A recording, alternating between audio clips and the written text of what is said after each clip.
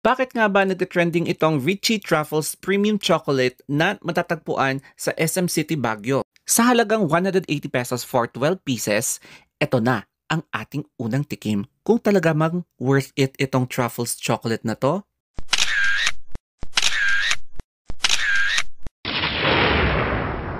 Nagpunta ako dito sa SM City Baguio para hanapin kung nasaan nga ba itong Richie Chocolate. Pero may biglang nag-approach sa akin na magpa-picture. So as a very small content creator, I am very flattered and thank you so much kasi may biglang lumapit sa akin. Ayan, so ito yung proof. Then nagpunta ako sa veranda para magpahangin ng konti kasi pagod na pagod ako maglakad from Session Road pa.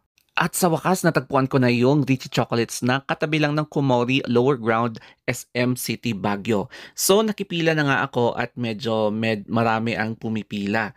So eto nga pala yung mga iba't ibang putahe ng truffles na pwede mong piliin para ilagay sa box na bibilin mo. Basta kapag nakita mo na itong sign na to, nasa tamang landas ka na. Ang maganda dito ay nakikita mo kung paano nila prepare in front of your face etong mga products na kukunin mo ng mga truffle na titikman mo. Ako naman, ang in-order ko ay yung 12 pieces na assorted. So ipapakita ko sa inyo yung mga in-order ko pag uwi ko ng bahay. Nag-antay nga pala ako ng ilang minutes bago ko makuha yung order pero napansin ko medyo malamig talaga dito kaya kailangan mo mag-jacket. At hay, salamat nakuha ko na yung order ko. So inuulit ko, itong Richie stall ay located katabilan ng Kimori Japanese Restaurant.